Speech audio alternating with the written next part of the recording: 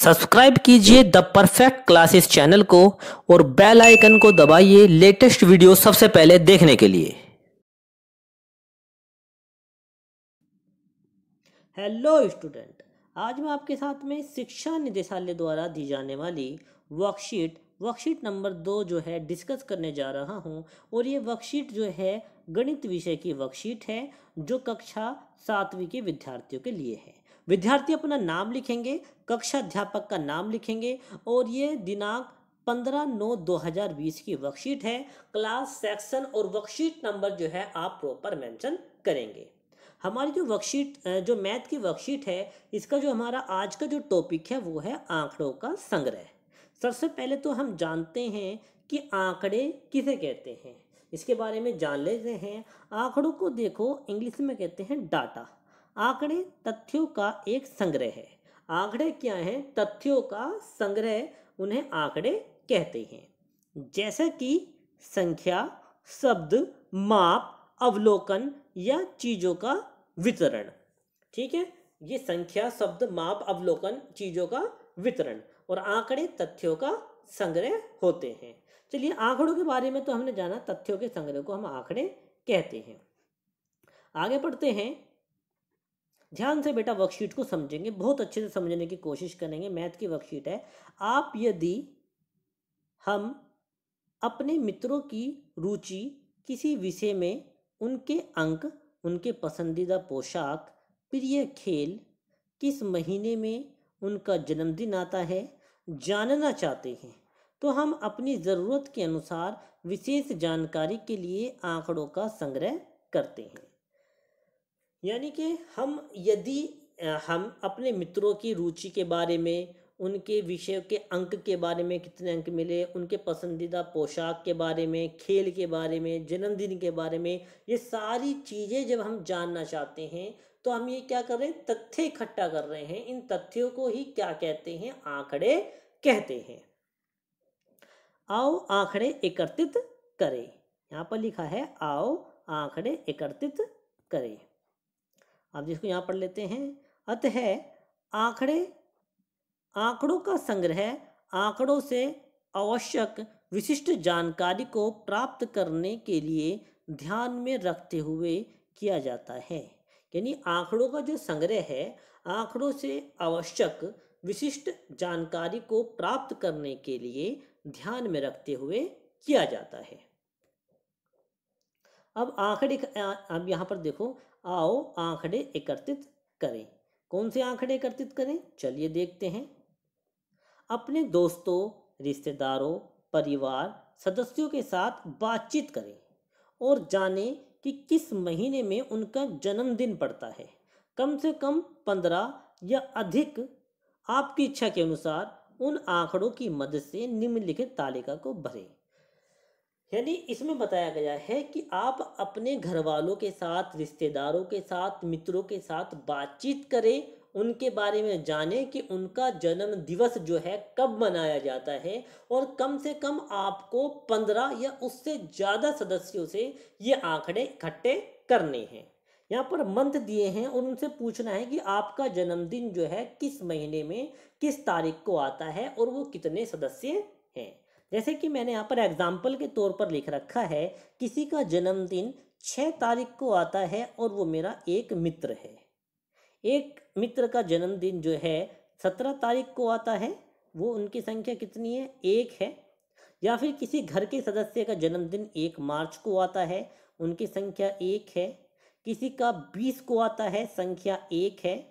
और किसी का एक दोस्त का जन्मदिन तो 14 तारीख को आता है, 14 मई, और एक का 7 को आता है, 7 मई को। तो कितने सदस्य हैं? 2 सदस्य हैं ऐसे। एक का 8 जून को आता है, 1 सदस्य है। जुलाई के महीने में 25 तारीख को आता है, 1 सदस्य ऐसा है। अगस्त के महीने में 2 जनों का जन्मदिन आता है, 2 जनों का, एक 3 तारीख में, एक 14 तारीख में। सितंबर में जो है 2 तारीख को जन्मदिन आता है। अक्टूबर में 2 जनों का जन्मदिन आता है, एक 26 तारीख में, एक 7 तारीख में। नवंबर में एक 11 और एक 15 नवंबर, 2 जनों का जन्मदिन आता है। दिसंबर में 19 तारीख को एक का जन्मदिन आता है। तो इस प्रकार मैंने अलग अलग दोस्तों से उनके जन्म दिवस के बारे में आंकड़े इकट्ठे किए कि उनका जन्म दिवस किस महीने की किस तारीख को मनाया जाता है। इसी प्रकार आप भी एक टेबल बना लेना और उस टेबल में अपने रिश्तेदारों से, अपने घर वालों से, अपने दोस्तों से बातचीत करके जो है उनके जन्म दिवस के बारे में, और वो कितने लोग हैं जिनका जन्मदिन फरवरी में आता है और कौन सी तारीख को आता है, ऐसा आप लिख सकते हैं। चलिए अब जो है यहाँ पर देखो एक ये टेबल दी है। उदाहरण 7वीं कक्षा के 20 छात्रों की रुचि इस प्रकार है। यहाँ पर देखो आर से जो है पढ़ना यानी रीडिंग, डब्ल्यू से लिखना राइटिंग, और एस से गायन यानी सिंगिंग, इसको डिनोट किया गया है।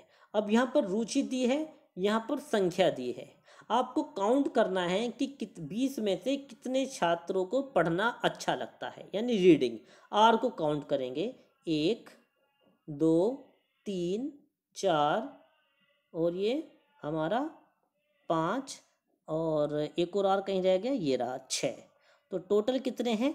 6 जो हैं छात्र रीडिंग पसंद करते हैं। उसके बाद लिखना कितना पसंद करते हैं यानी राइटिंग, डब्लू को डिनोट करेंगे, डब्लू को गिनेंगे जैसे 1 2 3 4 5। तो 5 जो हैं लिखना पसंद करते हैं। उसके बाद जो है गायन, गाना कितना पसंद करते हैं, तो यहाँ पर एस को कर लेंगे 1 2 3 3 हो गए यहाँ पर एस, और ये 4 5 6 7 8 9, 9 जने जो हैं गायन पसंद करते हैं। अब यहाँ पर कुल संख्या यानी इन सबको जोड़ दो, यहाँ से यहाँ तक का जोड़ कितने हैं, ये टोटल 20 छात्र हैं जिनको अलग अलग चीज़ों में रुचि है। तो अब हम जो है अभ्यास करते हैं, मैथ के कुछ अभ्यास करते हैं। यहाँ पर 10 लड़कियों की ऊंचाइयों को सेंटीमीटर में मापा गया था और परिणाम निम्न अनुसार आए। यानी 10 लड़कियों को जो है सेंटीमीटर में नापा गया और उनके परिणाम ये आए, जैसे कि 135 जो है सेंटीमीटर है, किसी की ऊंचाई जो है 150 सेंटीमीटर है, किसी की 139 सेंटीमीटर है, अलग अलग उनकी ऊंचाइयां आई। अब क्वेश्चन ये है कि सबसे लंबी लड़की की ऊंचाई कितनी है। इस पूरे टेबल में से आपको छांटना है कि सबसे लंबी लड़की कौन सी है, यानी सबसे बड़ी संख्या छांट लो आप कौन सी है। तो सबसे बड़ी आपको कौन सी नजर आ रही है? देखो सबसे बड़ी नजर आ रहा है 151।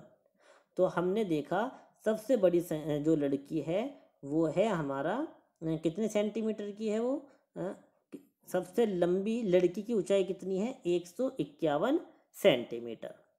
उसके बाद में सबसे छोटी लड़की की ऊंचाई कितनी है? छांटो इसमें से सबसे छोटा कौन सा है, ये रहा 128। सबसे छोटी लड़की की ऊंचाई कितनी है? 128 सेंटीमीटर। इसके बाद क्वेश्चन है कि अब सबसे लंबी लड़की की ऊंचाई में से सबसे छोटी लड़की की ऊंचाई को घटाइए। सबसे लंबी आई थी 151 और सबसे छोटा था 128, इसको घटाओ। तो देखो 151 में से घटाओ 128 को, यहाँ पर है 1 में से 8 नहीं जा सकते, हासिल ले लो, बन गया 11, क्योंकि एक ढाई ले ली, बन गया 11। 11 में से 8 घटाएंगे बचेंगे 3, यहाँ पर रह गए 4 क्योंकि एक हासिल हमने दे दिया था। अब 4 में से 2 गए बचे 2, और एक जो है 1 में से 1 गया, यहाँ बची 0, तो 0 नहीं लिखेंगे। तो कितना अंतर आया? वो आया 23। ठीक है, कितना आया? 23।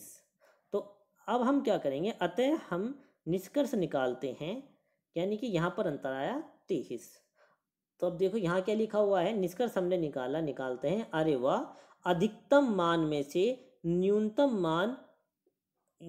मान का घटाव हमें देता है। यानी यदि हम अधिकतम में से न्यूनतम को घटा दें, क्योंकि हमने अधिकतम लड़की को की जो ऊंचाई है उसमें से न्यूनतम लड़की की ऊंचाई को घटाया है, तो हमें क्या मिलता है? हमें मिलता है परिसर। क्या मिलता है? परिसर। अधिकतम में से न्यूनतम घटाने को क्या कहते हैं? परिसर, यानी कि रेंज। अधिकतम मान में से न्यूनतम मान को माइनस करने पर हमें क्या मिलता है, परिसर यानी रेंज मिलती है। तो इस प्रकार जो है हमने बहुत आसान मैथ की वर्कशीट थी, जो है आपको बिल्कुल यहीं से इसमें से छांटना था भाई सबसे ऊंची लड़की कौन सी है, जो सबसे बड़ी संख्या हो वो डिजिट देख लो। ठीक है, तो इस प्रकार बच्चों हमने ये मैथ की जो ये वर्कशीट थी आपके साथ जो है डिस्कस की है, और ये मैं आशा करता हूँ कि जो मैथ की वर्कशीट है आपको समझ में आई होगी, और आप इसी तरीके से वर्कशीट को ध्यान से देखें, ध्यान से पूरी वर्कशीट को समझें, ताकि आप कुछ सीख सकें। तो ये अगर मेरी वीडियो जो है आपको अच्छी लगी है तो मेरी वीडियो को जो है लाइक कीजिए, ज़्यादा से ज़्यादा शेयर कीजिए और मेरे चैनल को सब्सक्राइब कीजिए। धन्यवाद।